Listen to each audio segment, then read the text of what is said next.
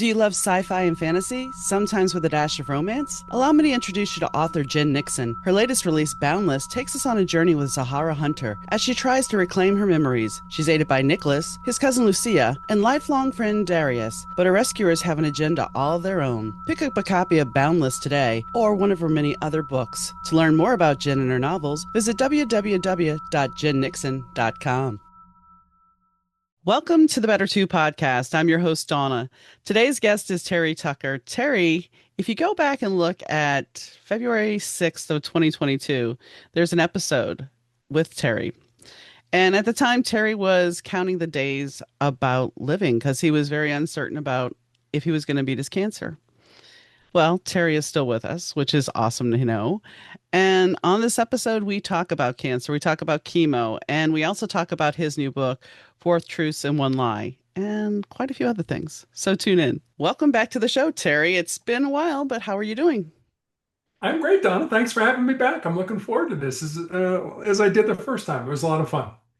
Well, the first time we talked, you were having this battle and you were kind of counting the days and you were worried about surviving your battle with cancer. But obviously, since that was February 6th of 2022, and now we're in 2025. I'm not saying it's been easy, but you did. I am still here. I'm Yes. still battling. As a Okay. matter of fact, I had surgery. Cancer came back. I had a Oh, tumor in my stump. Had my leg amputated back in 2020 in the middle of COVID, and now I've got a tumor in my stump that was removed. Interesting therapy was then shipped off to a lab in Pittsburgh, and they are growing my T cells. And the end of this month, I am going to go in the hospital for 2 weeks, spend the first 10 days having ridiculous high dose chemotherapy to wipe out my immune system. And then they're going to give me back my T cells. The procedure is called TIL, it's tumor infused lymphocytes, and they're going to give me back those lymphocytes with the idea being that there'll be so many of them. They grow billions of your T cells that they will go in and wipe out the cancer in my body. That's the theory behind it. So I will, lose my hair. I will, go through all the fun stuff that we go through when we go through chemo. But you know what? If it works in the end, great. But it's very new for melanoma. TIL or stem cell therapy has been around for a while for cancer, but this for melanoma has just recently been approved by the FDA here in the United States. So, going to be a guinea pig again. hey, if it keeps you going and keeps you living, that's all that matters. Absolutely, absolutely. I mean, and that's the thing. When I was at chemo, for me, I had spent like 4 or 5 hours at a crack when I was there. Because as they told me, you're on old school chemo, where there was a lot of people that didn't have, they had the newer version of chemo. But that's one thing that we were kind of talking off air is when people hear chemo, they think it's just a blanket statement. Some people won't lose their hair for chemo because it's not that drastic. While others, if it's a hardcore like what you're going to go through and what I went through, you're going to lose hair everywhere. You're going to end up, food's going to taste bad, water even tastes bad. And the nausea, I had some issues, but it never got totally bad. For you, how was it? I was one of those people that was told I would lose my hair when I had chemo, Hmm. and I didn't. Oh, And okay. I was kind of with my oncologist, like, hey, when am I going to lose my hair? I'm like, I can't believe I'm asking this question. It's like, Yeah. why am I asking you if I'm going to lose my hair? He's like, well, even when we tell some people they're going to, they don't. It's not, as you just mentioned, it's not a one size fits all. It's individualistic, and I think that's what they're finding now. That I was on a interesting therapy for 4.5 years.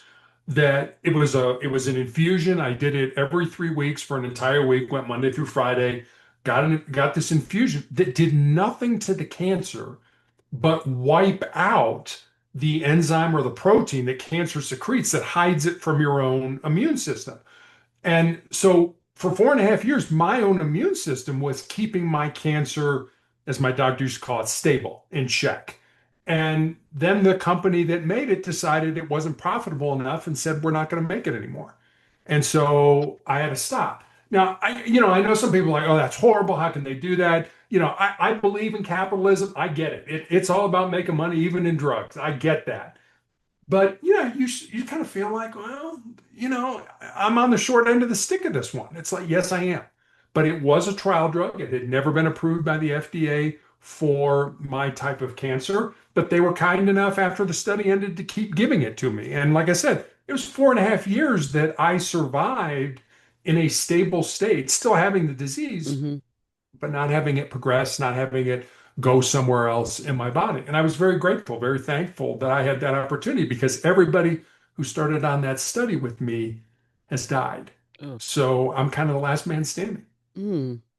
I will say this since you didn't lose your hair. And this doesn't always happen, but for me, I woke up in the middle of the night and I felt like I'm sure you've done this. You've gotten in the car and you've hit your head on the door frame. Yeah, I woke up, I felt like I did that, and I reached up and I touched my hair and I pulled hair out. yeah. And the doctor's like, "Well, that happens sometimes. Some people don't feel it." And then they said it can happen when your hair grows back. Fortunately, that has not happened. But it's weird because your body handles everything so differently. And that, what you're talking about, is a godsend. They mentioned to me, they're like, "Well, there may be some clinical trials." There weren't. But when it comes to cancer, there's so many treatments, and fortunately, I didn't have to have radiation. My surgeon told me initially, he's like, "I'm going to tell you this right now, and I don't have to say this on air, but I will. 75% chance the cancer won't come back without radiation, and if I were you, I wouldn't do the radiation." Now, the oncologist down here was all about let's do radiation. And doing my research about the type of cancer I had, I have a friend who had breast cancer who got burned from it. I'm like, there's no way I'm doing that. Not saying that radiation is a bad thing, but investigate what you're doing with the chemo and the radiation and see how bad your battle is. If you want to live, yes, do everything you can possibly do. But if the radiation isn't going to make that much difference, do what you got to do for you. Investigate because radiation can burn. And I've seen aftermaths. And yeah, where mine was, it would not, it would have been an internal thing and it would have caused more problems. So yeah. But you make a great point. Hmm. You have to be involved. You have to be engaged in your own healthcare. You have to, let me rephrase that. You don't have to be. I No. mean, and I've seen this. I've seen literally, people put their entire trust in somebody in a white coat with a bunch of initials after their name. And I've seen those people, the doctor says you're going to die in 2 years. And on literally on the anniversary of that 2 year, anniversary, they die. I've always wanted my life, and I think you're kind of the same way. I've always wanted my life to be based on the decisions that I made, not the ones I didn't or the ones that somebody else made for me. So I'm sure my doctor looks at it like you're being combative. No, I'm advocating for myself. What do you want to do, and what is the outcome you're looking to get? If you can explain that to me in layman's terms, because I have no medical background. Don't put medicalese into me and say, just do what I tell you to do. No, I'm not that kind of person. Explain it to me. If it makes sense and I understand it, there's a good chance I'll go along with it. But if you can't explain it to me, if you can't, if I'm just going to be the guinea pig and you're like, yeah, I don't know what's going to happen, I'm a little less likely to want to be that guinea pig, to be out there and say, but on the other hand, I am 100% behind research, behind what can we do, what new things. I mean, when I was first diagnosed, I was told I'd be dead in 2 years. And here, 13 years later, I'm still here. Amazing. Thank God, because that's all based on research. Somebody did research, and now what's coming up now? Immunotherapy, where we're using our own immune system to fight our disease, as opposed to chemotherapy, which is sort of the shotgun approach.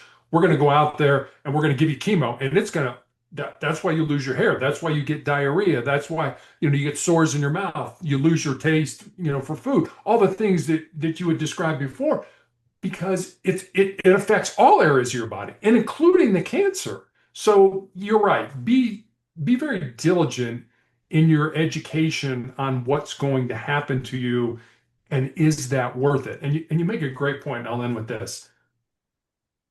I can't tell you how many times I got up in the morning and was like, do you want to live? Do you want to keep doing this? Do you want to keep going?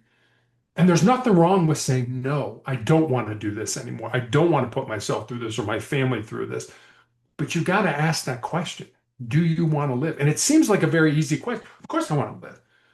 It's not that easy when somebody tells you you have, as you and I both know, you have cancer and you have, for me, like I said, we've got nothing for you. You're going to be dead in 2 years. And I thought, well, how can I turn that death sentence into a life sentence? What can I do to take a death sentence and turn it into a life sentence? And that's what I've been trying to do for the last 13 years. And I want to touch on something too. It's like that moment, because yeah, there was many times during my treatment, and I only had six treatments of it, six treatments, 20 every 28 days.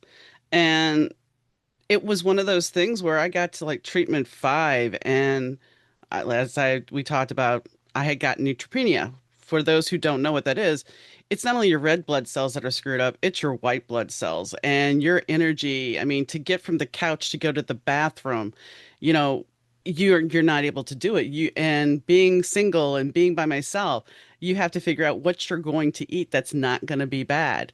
It's funny because we bought a quesadilla maker when my husband was alive, like years before, kept it in the box, never used it. That was my best friend during chemo. It was the easiest thing to make and was my best friend. But there was a time when I got to like that fifth treatment and I knew I had one more treatment left. And I'm calling my doctors and I'm like, what's going on? I don't want to do this. And I went in for my sixth treatment and I sat down with the doctor and I said, look, I said, do I have to do this last treatment? I am exhausted. I cannot do this anymore. And that was the other thing. It's like with how the world is right now and all the uncertainty, it's like, what am I fighting for? So I said to him, I said, do I have to do this? He's like, look, he listened. And that's the other thing. You have to make sure you have a physician that listens because he says to me, he goes, look, what we're going to do is we'll cut the treatment in half. I'll push it back a week. He's like, I understand how bad you are and I understand how you're not feeling. We'll check your levels next week. If they're better, then we'll do the treatment. Otherwise, we'll hold off another week. But you have to have that last treatment. And because he was willing to listen, I had more respect for him because, yeah, the whole time, my surgeon, while he told me no radiation, this gynecologist the whole time has been like, so we're going to do radiation? It's like, no, we're not. But it's one of those things where it's just like you have to push through. And now that I've had it, and last treatment was at the end of July, I'm glad I did it. But it's still one of those things where it's like you have to give yourself grace when you're going through this. And nobody, I don't care how much your family loves you, I don't care how much your friends are supportive, no one is you. And they're not going to understand what you're going through. That's been a hard thing. When I lost my hair, my best friend went to the beauty shop and she had gotten a bad haircut. And she's in tears because she got a bad haircut. And here I am trying to be the sympathetic friend. But in the back of my head, I'm sitting there going, I have no hair. I have no hair. And you're crying that you got a bad haircut. And I've been there with the bad haircut and crying, but it gives you a whole different perspective. It does. And that's incredibly important. I mean, until you walk in another person's shoes, you really don't understand what they're going through. And people want to be supportive and God, I love them. When Hmm. I had this clinical trial drug, I had terrible reactions. About 2 hours, you can almost set your watch, 90 minutes, 2 hours afterwards, I would start to shake very violently. I would throw up. I had fever. I did all this stuff. And I would literally, I throw up very loudly, let me just put it that way. And so, you're in an infusion center where most of the people are being treated in cubicles. And so they're separated by curtains. Well, everybody in the place is going to hear me if so they would put me in a room and they would put a nurse in there with me. And this would go on for 2 hours. And nurses are those kind of people that are like, we want to help you. We want to take you out of pain. We want to take you out of discomfort. And it was an education process for me to just look at them and say, just let this ride. I know in 2 hours it'll be over, but there's nothing you're going to do for me that is going to help me. It's just got to run its course. And we know that. So just be here with me. But the angst on their faces of, I want to help. I want to do something. It's like sometimes you just can't. Sometimes you just got to let it go. And I know that's with our friends and our family, it's the same way. I Hmm. want to help. What can I do? And sometimes the answer to that question is nothing. You can just be here with me and help me, hold my hand, give me a hug, whatever it ends up being. But as much as we want to take people out of pain, we want to take people out of discomfort, sometimes you just can't. And sometimes the pain leads to something good. Sometimes the pain leads to I'm going to have more time or I'm going to be cured or whatever it ends Hmm. up being. So don't be so quick to, I mean, you and I know this, don't be so quick to dismiss the pain. Hopefully it's leading to something better. Yeah. I mean, I had a friend after my bestie was like one day after chemo, she's like, okay, I'm going to come over and bring dinner. I'm like, okay. She's like, I'll bring pizza. And I'm like, no. She's like, what about chicken? No, look, you just bring something for you and I'll make me something here. And that's the other thing too. There's a couple of things, and I know we're really focusing on cancer, but we will get to the book.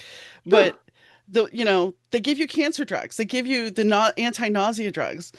And nobody tells you, and I know this is a lot of information for those who don't want to hear, but they give you these anti-nausea drugs, but then you're constipated for 5 days. And then it's like, so I got to a point, I think it was after the second treatment, I'm like, I'm not taking that stuff anymore. I will just deal and tea, peppermint tea and ginger ale and just deal with it that way. And because it's one of those things where yes, your immune system is totally compromised and now you've created another issue and now you're totally uncomfortable, and then because of the type of cancer I had, you couldn't always necessarily make it to the bathroom to go number one to urinate because you couldn't make it. And that's the thing, your body is just betraying you, and that makes it a whole nother level of things where you're like, okay, how do I really want to do this? Because you're losing your humanity in a way. You're losing who you are and what you were capable of, so it messes with your head that way too. It does. And I remember when I was on the trial drug, there were pre-meds that they would give you. Mm-hmm. And one of those was Zofran. And I think that may be the drug you're Yeah. talking about. It help, supposedly helps with nausea. Yeah, but it backs you up like Yeah. crazy. And I came to the realization one day, I said, wait a minute. So the pre-med is Zofran. But when I get nauseous, you give me Reglan. And Mm-hmm. Reglan doesn't back me up. So, hey, how about this? We get rid of the Zofran, and when I get nauseous, you give me the regular.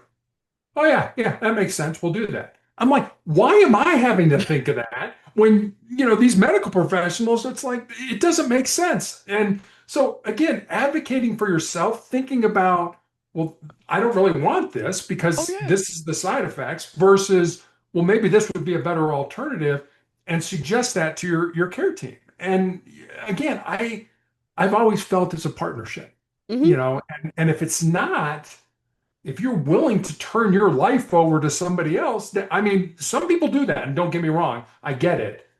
I've just never been one of those people, and it doesn't sound like you were either. I Mm-mm. want to be involved in this because I want to feel, for lack of a better term, in control. And because cancer and cancer treatment makes you out of control. Like you Mm-hmm. said, you can go to the bathroom by yourself normally. I Mm-hmm. mean, I have a left leg now because of my cancer. So yeah, you adapt, you figure it out, but you want to be involved. At least I do. No, I did. I mean, well, here's the thing. First treatment, they're like, okay, pre-drugs. We're talking about Mhm. pre-drugs. We're going to give you Benadryl. We're going to give you an anti-nausea and then Mhm. some other thing that I don't remember. It's one of the cancer drugs. But all of a sudden, folks, and this works on guys too. One of the nurses told me, all of a sudden you get the most uncomfortable feeling in your groin area, like itching, burning, and everything else. And it's just cancer drugs. It'll last for 10 minutes. But for those 10 minutes, you are squirming and you are just so uncomfortable. But that Benadryl dose they give you, I'm a large woman, and that Benadryl dose they gave me, I was passing out. And so I had to say, hey, I have to drive home and drive too, and I don't need that much Benadryl. And so once again, you have to advocate for yourself. And just like the nausea drugs, they're like, so do you need a refill? I'm like, I'm not taking them. I know Compazine when I have my gallbladder issue. I know Compazine works. It'll help with the nausea. It won't mess me up too bad. So I Mhm. have that worst case scenario. But the other two, no, sorry, not doing it. Yeah, But yeah. they still give you one, and they still give you one while you're getting treatment. And yeah, that's you have to make sure that You stay hydrated, which is hard to do when you can't stand water, when you can't stand the taste. And Yeah. so there's just this whole, you have to be your advocate. I don't care who you are. Yes, it's easy enough to say, oh, they'll know what they're doing. But if you're not paying attention, everybody is different. So everybody's treatment's different. Everybody handles their treatment different. Just Right. like you were saying. Yeah, and it's a protocol. Here's what we're going to give everybody. Hmm. But you're right. If you don't say this doesn't work, this part of your protocol doesn't work for me, I'm getting rid of it. And you have the right to do that. You have the right to say, I don't want this. This backs me up. I don't poop for 3 days, and I feel uncomfortable. No. Hey, how about this? Oh, okay. Yeah, makes sense. I mean, the worst they could say is no, no, we can't do that. But like I say, and like you and I both know, when they do a protocol, it's a protocol for everybody. Everybody gets the same thing. You may get different doses based on your weight, but you're getting the same thing. And like you said, one size does not fit all when it comes to cancer treatment. No, when I had my okay, so I had endometrial cancer, so I had to have a full hysterectomy. Mhm. So my friend picked up my drugs. They gave me like 260 stool softeners and like 10 oxycodone. I don't Yeah, take oxycodone. I took no. it once for ankle surgery and it made me sick. So I didn't take it. I took a couple of Tylenol. Didn't eat all the other stuff. And the pharmacist was amazed that they even ordered that many stool softeners. But so the doctors are like, so are you, how's the Oxycontin? I'm like, I'm not taking it. Aren't you in a lot of pain? I'm like, no, I have chronic pain anyway. So the hysterectomy, I had a little bruise that when I bent over, that hurt. But other than that, the chemo, however, I will tell you that was the worst thing in the world I have ever experienced. And I think that's something that when you're diagnosed with cancer, I want, and you know this, when you are diagnosed, the first thing your first thought in your head is, I don't want to die. That's the first thought. The second thought is, how am I going to function? How am I going to get through this? The third thought is, you're going to end up, even though you are at your weakest, you're going to get done what you need to get done. And you're going to be there for you. I became, for me, during that month that I was just so exhausted, I was able to sit down and write and Mhm. just get things out. I didn't do anything else, but I was able to write. Now I have to play catch up and clean up my house and finally move into my house because I moved last year and then all this happened. So it's like now I have to start living my life. But the other thing we don't talk about is after chemo, you think, okay, we're done with chemo. I'm going to be 100% and I'm going to. No, I'm still to the point where it's like, okay, I did a couple of things and I'm exhausted. Mhm. There's no new normal yet because it's going to take maybe I've been told up to a year to try to get back to normal. And nobody thinks that. They're like, oh, you're done with chemo, so you should be fine now. Just go about your. No, it's not that simple. And there's also changes in your thought process and your mental state. And I'm not saying you have dementia or anything like that, but your mind is not necessarily functioning as it used to initially. Yeah, that sort of brain fog that you Hmm. get, when you have chemo, that it's like, I know what I want to say, but I just don't know how to say it, or I remember that event, but I can't articulate how it is. I mean, that's not dementia. That's just the drugs acting on your brain to cause that kind of brain fog. And that's been documented, it's been studied and all that kind of stuff. So understand that it happens. And you're right, you need to be kind to yourself, Hmm. and I am kind of a hard charger, let's push ahead, let's do this kind of thing. But I had to be like, I just can't today. But I'll give you a quick story. I have a friend of mine. He's a former Navy SEAL. Probably some of the toughest warriors that we have. And the SEALs have this, I guess, philosophy. It's called the 40% rule. And it basically says, if you know anything about SEAL training, they just take you to the end. You mentally, physically, emotionally, you're drained. There's nothing left. And then can you push forward? And the 40% rule basically says if you're done, if you're at the end of your rope, if you can't go on, you're only at 40% of your maximum. And you still have another 60% left in reserve to give to yourself. And I can't tell you, Donna, how many times I was like, I can't do this. And then it was like, no, you can. You can push through this. I'm not saying you have to, but we get to a point where, and our brains are not our friends. Our brains are like, hey, this hurts. It's uncomfortable. Stop it. Knock it off. Don't do that anymore. But we know this from watching marathon runners. Marathon runners hit the wall, what they call the wall. I can't go on anymore. But if they keep going, you get that second wind. You are able to push through that. So I always found when I was in those times, and we have them. We're human beings. We're not robots. We're not Superman. They, you have so much more left in reserve to give to yourself than you ever thought you could. So when you get to that point, I'm not telling you what to do, but for me, it was, I think I got a little bit more in me. And I found that 90% of the time, I did have more to give to myself. Well, yeah, I mean, just because I had to drive to chemo and I Mhm, did it, and you go get your labs pulled and everything. And there was a couple of times where it's like, because I was short of breath. mhm, And that's something that happens with chemo too. You can become short of breath because your red blood cells are low, your platelets are low, so you're not getting as much oxygen. And I remember because there are people that deserve being pushed around, and I remember being embarrassed because I had to ask for a wheelchair. mhm. And I was like, I have to give myself grace to be able to allow myself to just be able to have somebody help me. And that's a hard thing. Like you said, hard charger. When you're used to taking care of yourself and being that person that has to do everything, allowing yourself some grace to have somebody else help you is a hard thing. It really is. Yeah. I mean, I've always said, but before I had my leg amputated, well, I mean, I guess it's still one leg, so this still counts. But I used to walk, I'm 6'8" tall, 230 pounds. When I would walk into a room, everybody would stop and stare. Now I'm in a wheelchair and I don't have a left leg. So whenever I come into a room, same thing happens, but just for a different reason. Right. People are looking at, oh, you're in a wheelchair. Oh, it's got to have a leg. What's his story and stuff like that. It's a different perspective. And I always find now, I always feel sort of obligated to either make a joke or to kind of put people at ease because when they see you in that condition, like, oh, we got Mm-hmm. to be careful around this. No, you don't. You want to make a joke, make a joke. I don't have any problems. I always say, my doctor says, you're going to lose your hair. I said, great. I'm going to lose my hair. I'm going to get an earring. I'm going to wear a white t-shirt. I'm going to go as Mr. Clean. I mean, that's what I'm going to end up doing. You have to find humor in what we go through because it's ugly, it's messy, it's stinky, it's degrading in a lot of ways, but you're still a human being.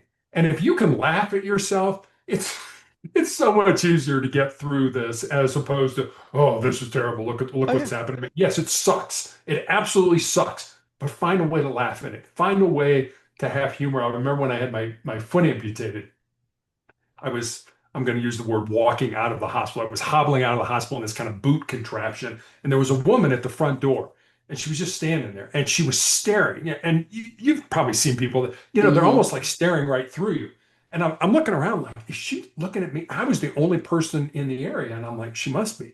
So I got up to her. I stopped for a second. I turned, I looked her right in the eyes. I said, don't worry. It'll grow back. And then I kept walking. And I turned and she had this look on her face like, what is this guy like a salamander or something? You cut off its tail, it grows back. I mean, what's this Mm-hmm. guy do? But for me, it was hilarious, and it Mm-hmm. it helped me. For her, it was, yeah, maybe I shouldn't have been staring so hard at this guy that Yeah. maybe he's a little different than the rest of us right now. But that's the thing. It's like sometimes you have to put other people at ease. The one thing that I found, and this is going to sound bad, it goes back to the hair thing. For years, my hair has been thinning, and my mom had thin hair and everything, and it's always like, my gosh, I'm going to lose my hair. It's going to be awful. And this was me before chemo. So chemo happens. I go get my hair.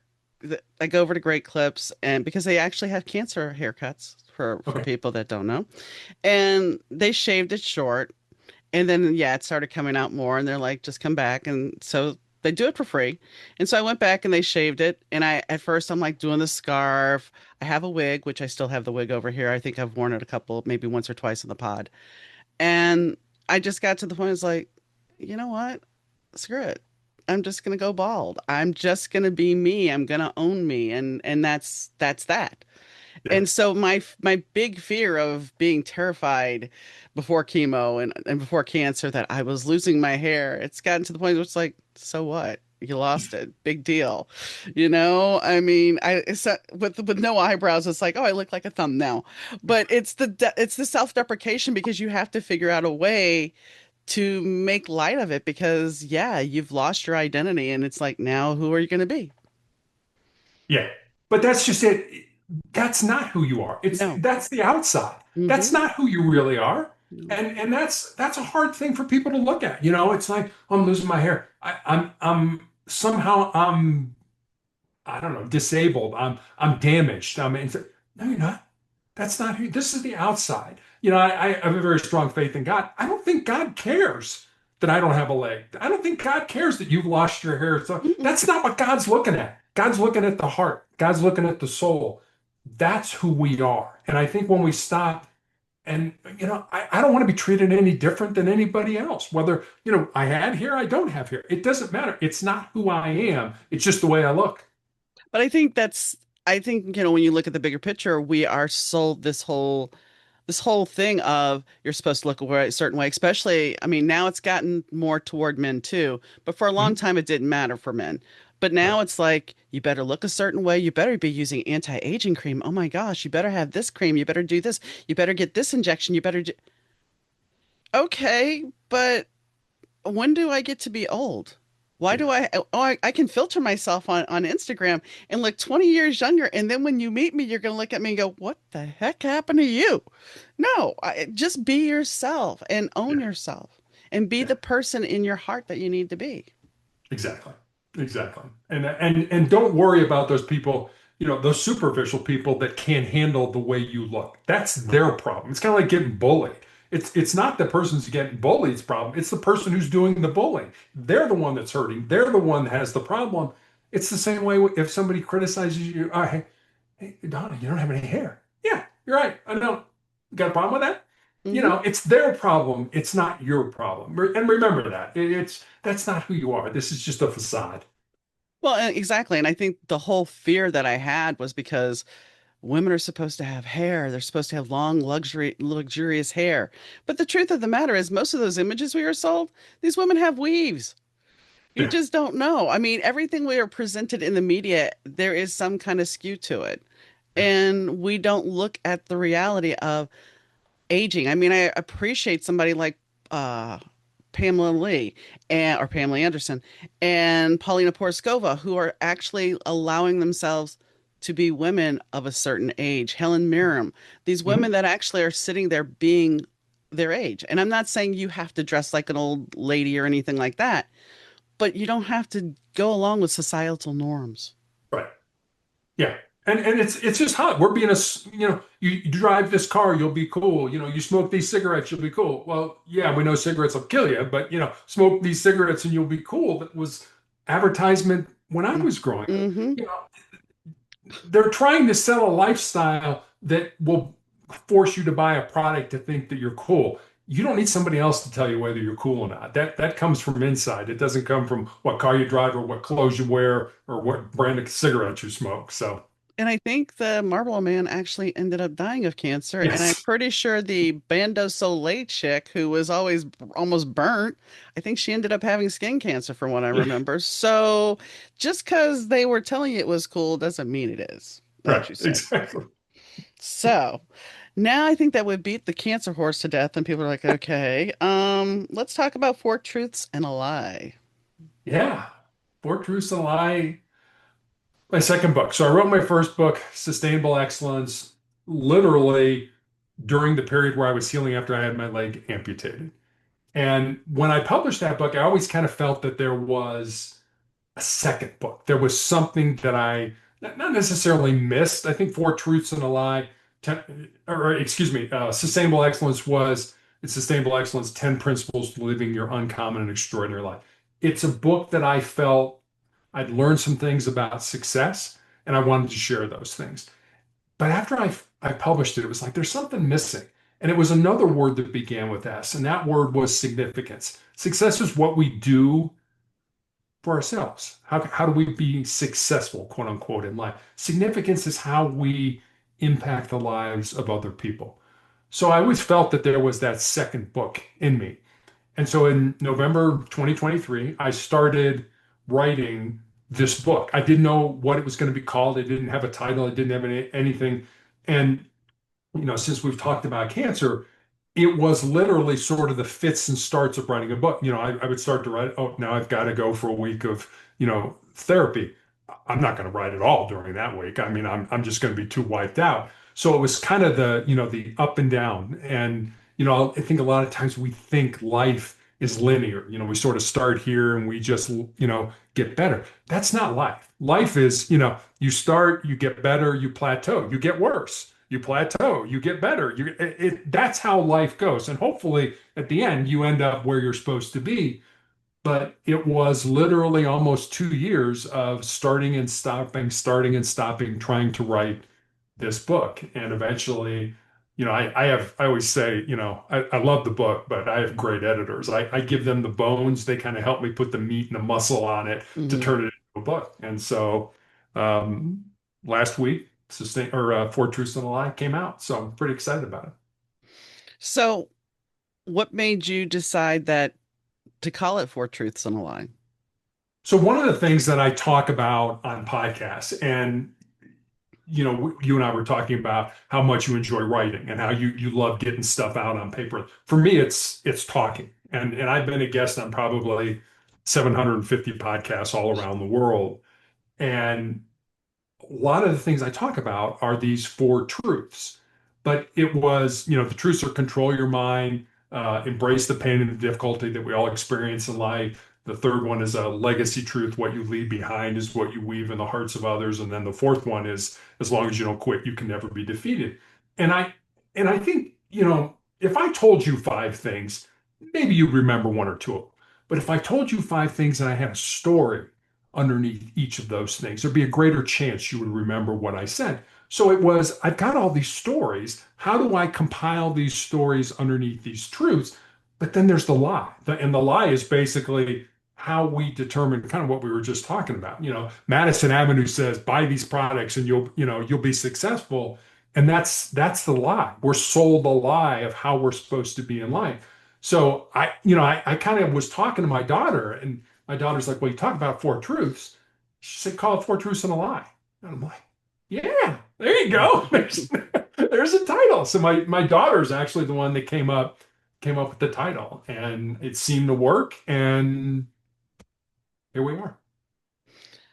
Well, and here's the interesting thing when, because the Four Truths and a Lie, we would use those in book parties, to kind of make it a contest for somebody to win a book. So you'd have to give four truths about yourself and then one lie. And it was always amazing what people would think was the lie to me, Yeah, because most of the time they weren't right. Most of the time you would put something down there that they would never suspect about you. yeah, Because, like, yeah, I modeled lingerie for a QVC type channel in Shreveport. And I put that down, and most of them wouldn't get that. Or I met some rock star. No, that can't be right. Yeah, I did all that.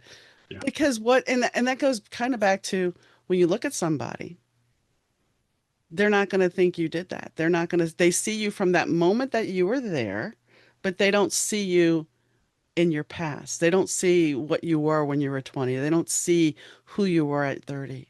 They just see right. you as now. And that's unfortunate because I wrote something about this a while ago about looking at a person like a book cover. It's like instead of getting to know the story inside of the person, you look at it as a book cover. And oh, I don't really like this cover, so I'm not going to get to know you because, well, you're in a wheelchair and a wheelchair makes me feel uncomfortable. Why? Why? You lived a full life. You most likely have some awesome freaking stories, but no, I can't handle that. And that's the sad thing. It's like the lie that we're sold by the media and everybody else really disenfranchises a lot of people. And why? Because they're different. Because as you were talking about earlier with God, God loved everybody. Why Yeah. do we have to sit here and have questions and look at somebody and be repulsed because they're not what your ideal is? Yeah, it's interesting you bring that up. Abraham Lincoln used to have a saying, he used to say to people, I don't like that person. I need to get to know them better. And, you're right. We judge people like a book cover. I like the outside. I like the facade. Okay. That person maybe share the same values, has the same upbringing that I did. So I want to get to know them better because we like hanging out with people that are like us. But there's an interesting story, and I tell this in the book. When I used to get my infusion drug, I would have first thing, as you know, you talked about, you have to go to the lab. You have to get your labs drawn and stuff like that. And so I would be at the lab by 6 o'clock in the morning when it would open. And there was always a receptionist there. And I was usually the first person there, and it was like, hey, how you doing? How was your weekend? How's your family? She had a side hustle that I would talk to her about. And one day she said to me, you know, you're always so nice to me. You always treat me nice. You always ask me about my weekends and things like that. And I said, I was kind of puzzled. I said, well, don't the people who you interact with treat you nicely? And she was like, no. She said, people are mean, they're rude, they're curt to me. And I was like, oh, okay, I get this now. So I said, do you understand the difference between perception and perspective? Perception is how you see the world. The problem with perception is it's only germane to you. It's based on your education, your upbringing, your faith, everything you experienced in your life.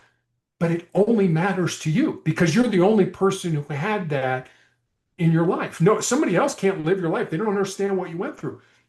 I said, try to look at people from their perspective. Understand that you may be the receptionist greeting somebody who's going to have a blood test that's going to tell them that, sorry, there's nothing more we can do for you. We're going to have to refer you to hospice. Or they're going to meet with the doctor to determine, yes, I've got cancer. Now I'm going to have chemotherapy. Or I'm going to have a clinical trial treatment that, like you said, you get scared. You worry what's going to happen. How is it going to affect my body? All the things all the changes I'm going to experience in my life and in my health. And so I said, when you change that perspective, I said, you have such a great opportunity to smile at people, to say, just look at them and say, man, look like you're having a tough day. Anything I can do. Because people, and Donna, think about this in your life. Cancer tends to isolate us. Hmm. I think initially isolating us from our friends and our family, and if we go through it long enough, even ourselves. And when you, as a receptionist, are able to look at another human being and have them say, that person sees me as a human being, not as a cancer patient or, a medical number that is this. I said, think what a great opportunity you have to do that. And I think once I talked to her about perspective and perception, it changed her whole life because a couple of weeks later, she said to me, she said, I've never thought of it the way you described it, but now things are great because it doesn't matter how they treat me. I always treat them with kindness and love and caring. And her whole attitude changed. And she was much happier in her job because she looked at other people differently than probably, like you said, we're not book covers. There's something underneath that cover. Well, and this goes back to I've talked to a couple of people about this. The fact of the matter is, when we meet somebody, we don't know if they've had a bad day. We don't know what's going on with them. We don't know that what they're trying to mask, what pain they may be in, physical or emotional. We don't know those things. And, I will say this, the cancer center I was at, the lab was on the first floor. Then you had chemo upstairs. You had a receptionist that knew exactly who you were. They knew you by name. The valets knew you by name. And the one thing I was going to touch upon and that we didn't touch upon, so when chemo is done, you've seen these people for 6 treatments, so for several months, and they know you by name, they talk to you. And like for me, because at a certain point my best friend had her own kind of surgery, not for cancer, but she couldn't come see me because her own immune system was messed up.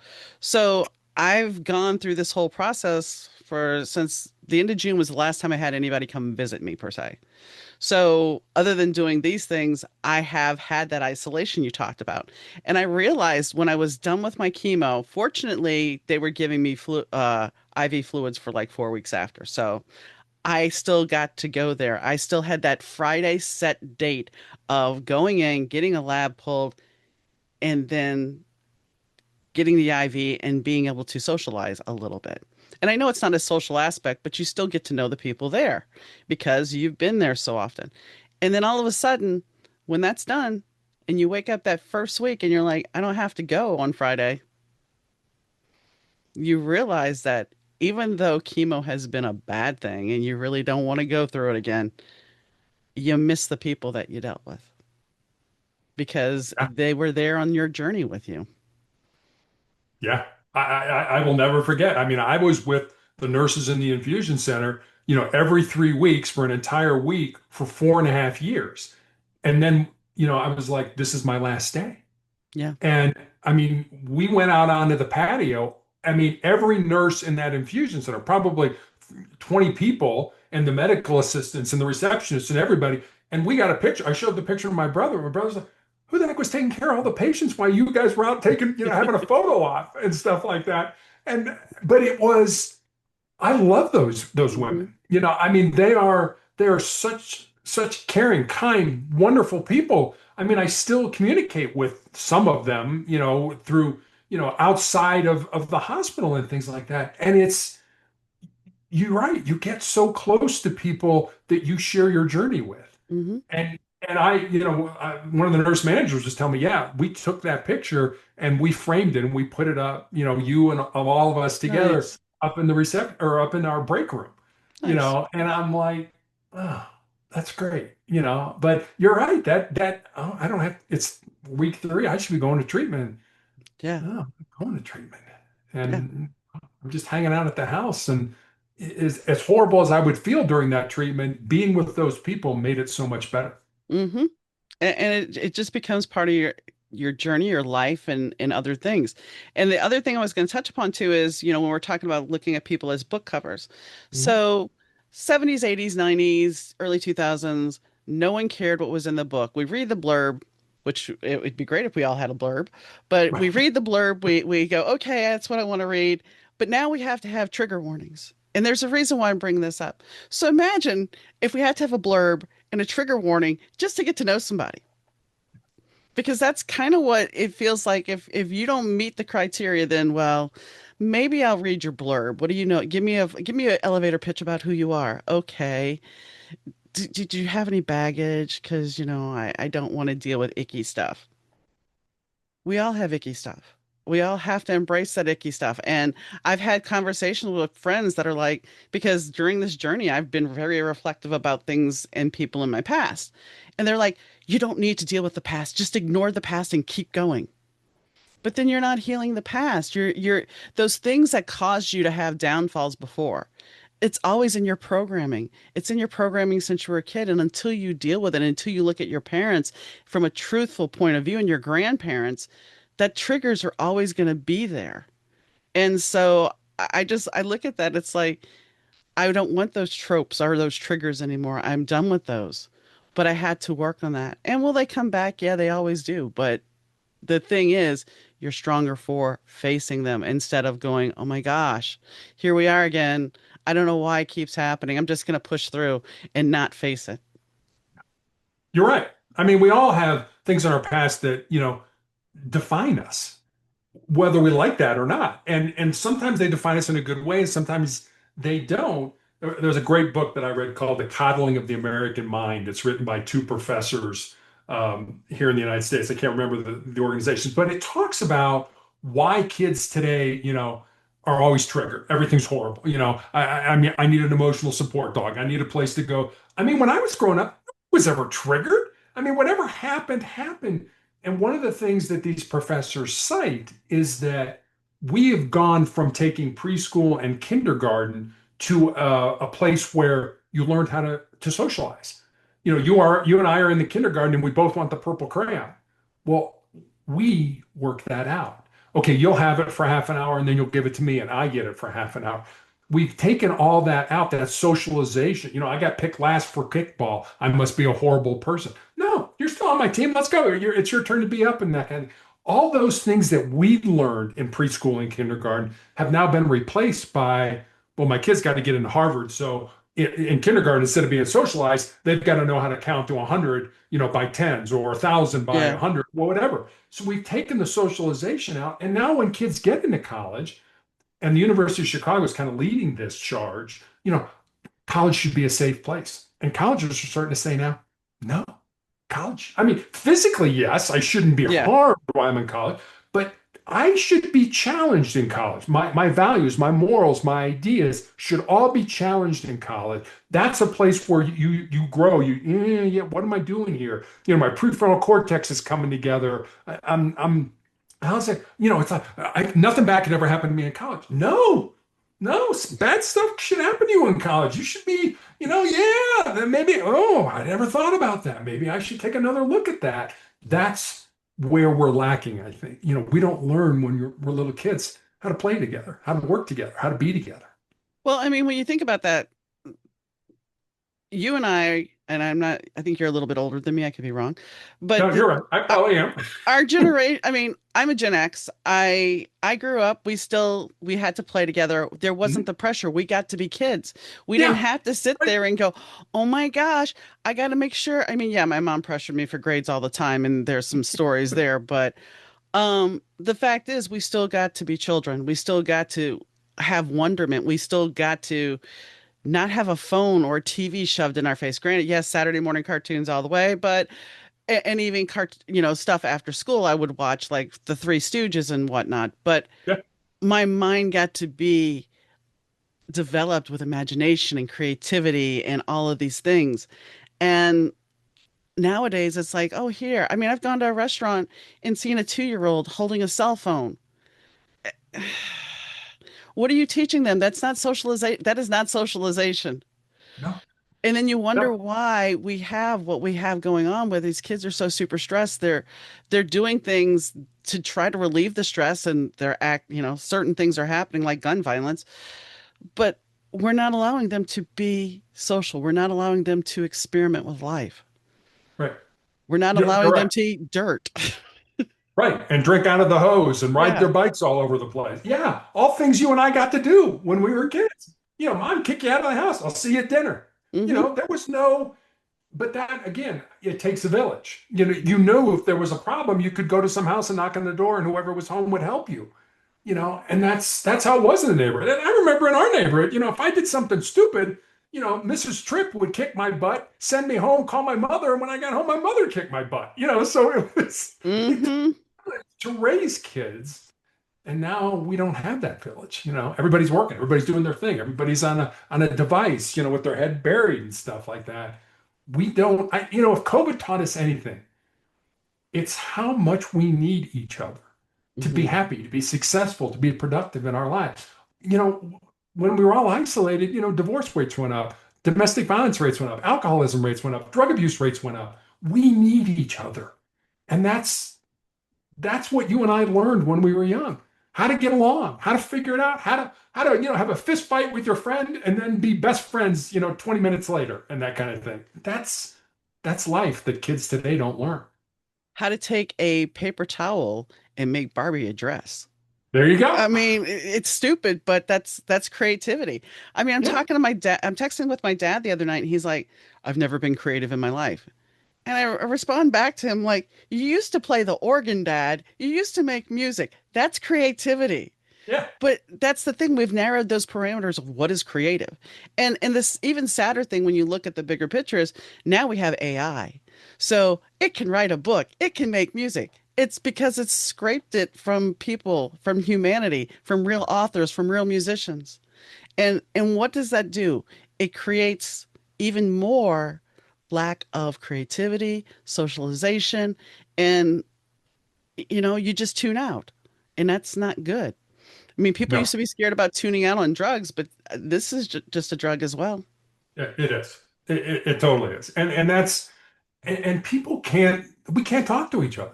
Mm-mm. I mean, and if you have a curiosity, I used to always tell my daughter, so I don't like talking. Just ask people about themselves. My wife and I my wife was in the financial services industry. We would always go to the obligatory Christmas party at the end of the year, and I said, all right, I'm going to go in here. I said, I'm going to find 5 of your colleagues. I said, at the end of the night, I'm going to come out. I'm going to tell you everything about them. Where they grew up, who they married, what their kids do, everything.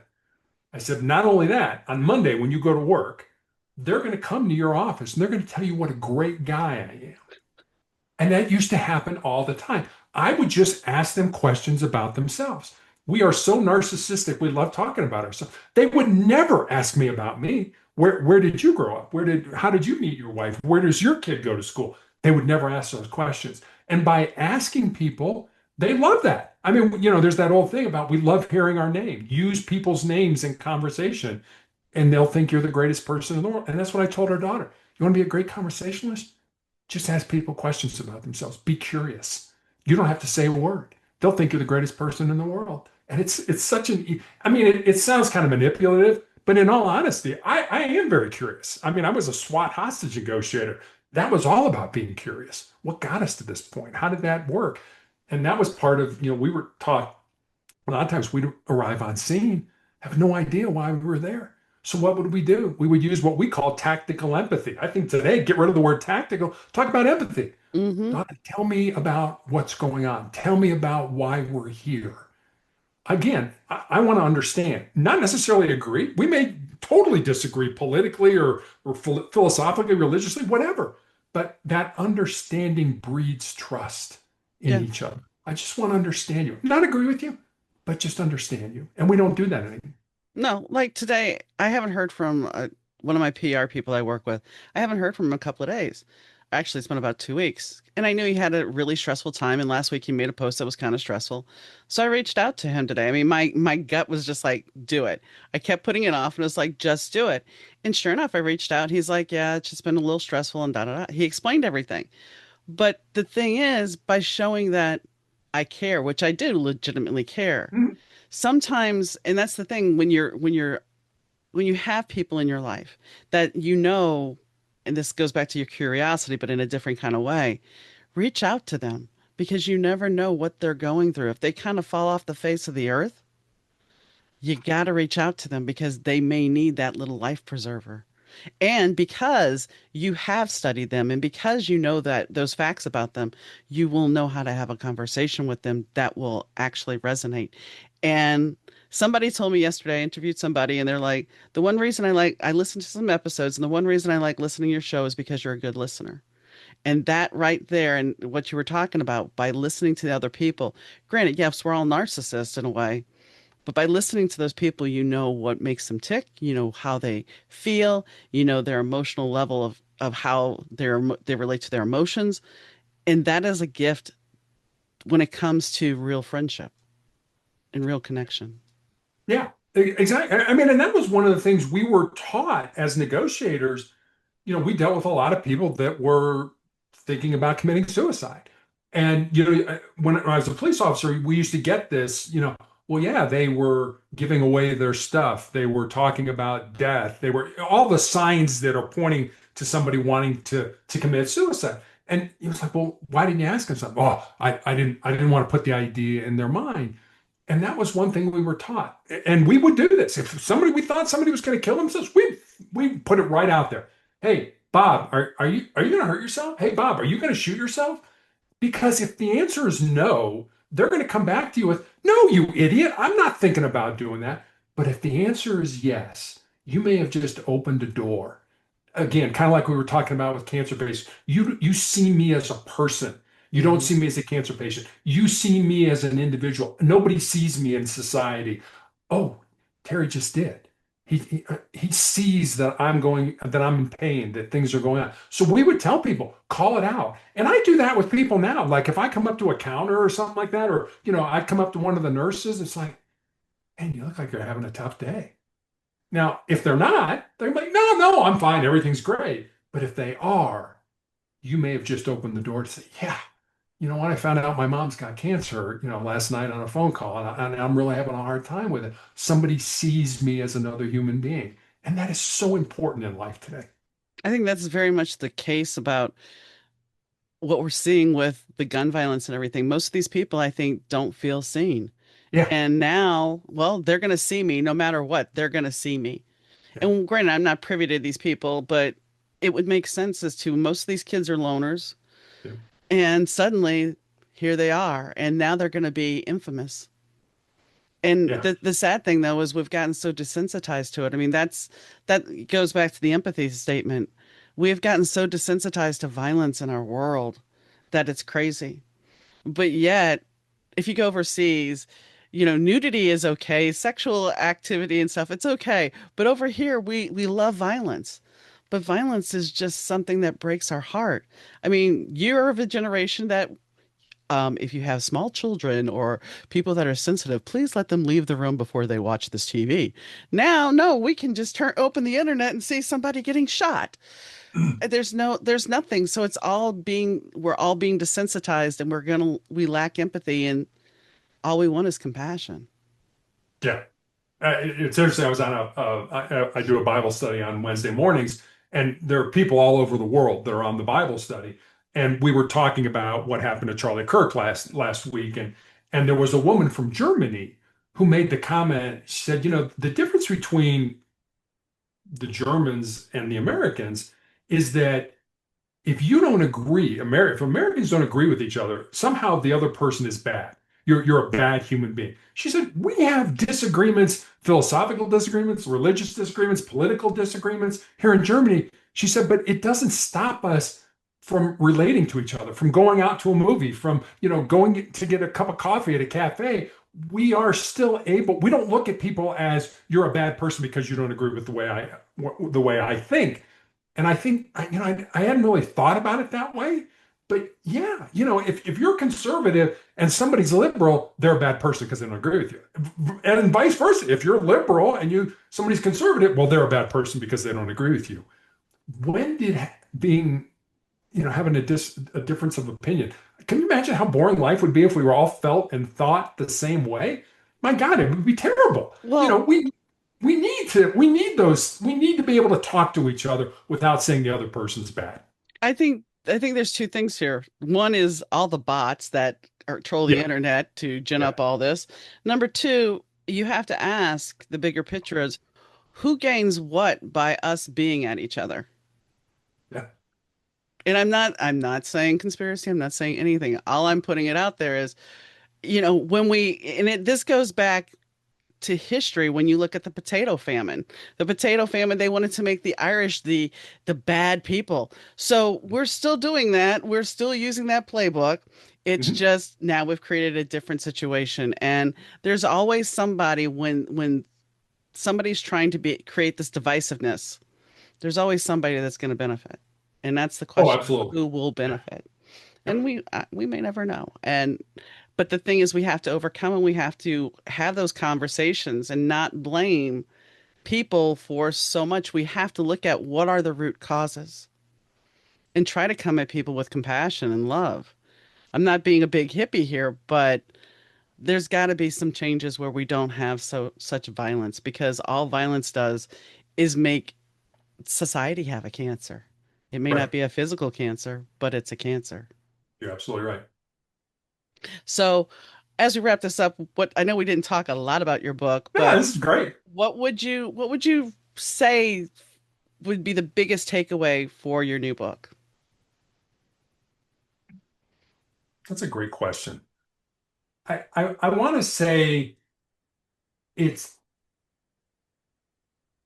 that, it kind of goes back to what we were talking about before, that how you define yourself should not be how other people say you should be. That you've got to be your own person. We're all unique. None of us are the same. We've got, I mean, just the odds of us ever even being here, our parents meeting and them having a child and us growing up and things like that. The odds, and I talk about that in the book, how astronomical it is that we're even here.